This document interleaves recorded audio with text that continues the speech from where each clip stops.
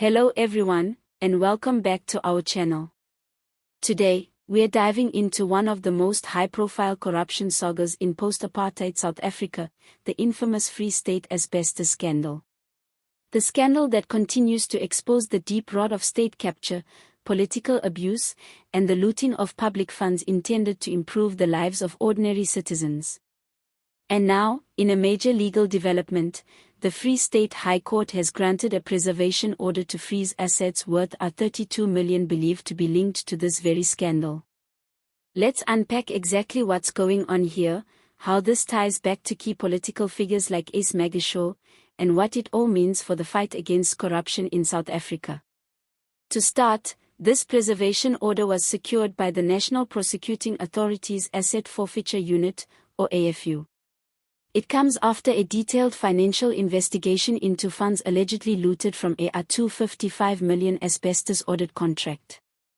That contract was handed out back in 2014 by the Free State Department of Human Settlements, when none other than Ace Magashule, now former ANC Secretary General, was still Premier of the province. Now here's the core of the scandal: that asbestos audit contract, which was meant to identify and remove hazardous asbestos from low-cost housing, a critical health intervention for vulnerable communities, never delivered on its promises. Instead, it became a money-spinning scheme for politically connected individuals and companies. According to investigators, the project was little more than a front to funnel money out of state coffers and into private pockets. Among those implicated are Ace Magashule himself, prominent businessman Edwin Sodi, whose name has become almost synonymous with corruption in recent years, and Magashule's former personal assistant, Mercedes-Benz G63. All three have denied any wrongdoing, but the evidence presented by the NPA paints a grim picture. And now, the $32 million asset preservation order is just the latest chapter in a long and deeply troubling saga. According to the NPA, while the seized assets are not registered directly under Magashule or Sodi's names, they are believed to be held by individuals who helped launder and conceal the stolen money. Think luxury vehicles, property, and complex financial transactions designed to blur the trail of corruption. Among the frozen assets is a top-tier Mercedes-Benz G63 AMG, reportedly bought in cash for $2 million, a glaring symbol of how the proceeds of crime are converted into elite lifestyles.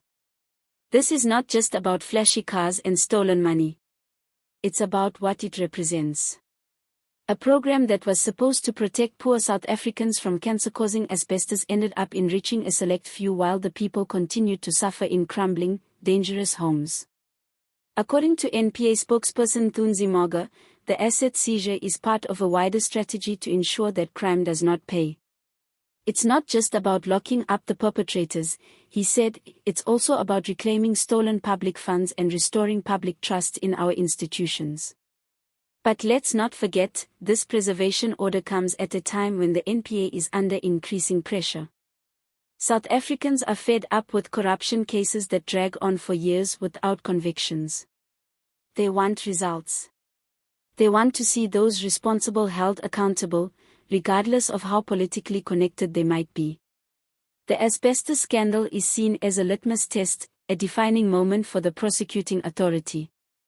Can the state successfully take on powerful political and business figures? Can it recover public funds lost during the height of state capture? Let's take a step back and remember just how deep the scandal runs. The $255 million contract was awarded to a joint venture that included Edwin Sodi's company, Blackhead Consulting. But according to testimony before the Zondo Commission and evidence in the court case, most of the work was either not done or was substandard. In some cases, no actual removal of asbestos took place. Instead, large sums were quickly transferred to various bank accounts, allegedly to fund luxury lifestyles, pay political kickbacks, and finance personal expenses. And as for Ace Magashule, he's not just another political figure, he's a symbol of the ANC's internal battle over corruption. A former power broker in the party's so-called Radical Economic Transformation faction, Magshule has long claimed that the charges against him are politically motivated. But the financial evidence tells a different story. one of manipulation of procurement processes, backdoor deals, and the use of state resources for personal enrichment. Legal experts say that this latest court order may signal a new, more aggressive approach by the state. For years, the NPA was hamstrung by a lack of resources, political interference, and a hollowed-out leadership. But under Shamila Batohi, there's been a gradual rebuilding of capacity. And this at 32 million freeze could mark a turning point, a moment where talk about fighting corruption turns into real consequences. Of course, the case is still unfolding. The Bloemfontein High Court is set to resume proceedings in June, where pre-trial arguments are expected to reveal even more about how the scheme worked and who benefited. What we know so far is likely only the tip of the iceberg. And while this legal action might seem like progress, we must ask, will it be enough? Will we ever see a conviction? Will stolen funds actually be returned to the communities they were meant to serve? Or will this case, like so many others, be bogged down by legal delays, political maneuvering, and public fatigue? In the broader context, the asbestos scandal is just one of many examples of how public procurement has been manipulated to serve private interests. From state-owned enterprises to provincial governments, the capture of public institutions has left the country poorer, more unequal, and deeply distrustful of its leaders. For the communities still living with asbestos in their roofs, justice cannot come soon enough. They were promised safe homes. Instead, they got empty promises and a scandal that reached into the highest levels of government. So as this case continues, we'll be watching closely.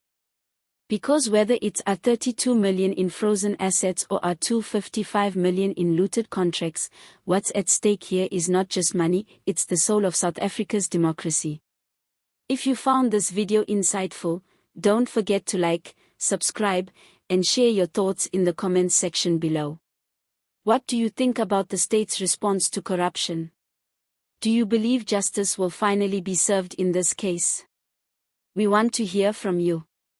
Thanks for watching, and as always, stay informed, stay critical, and stay engaged. See you next time.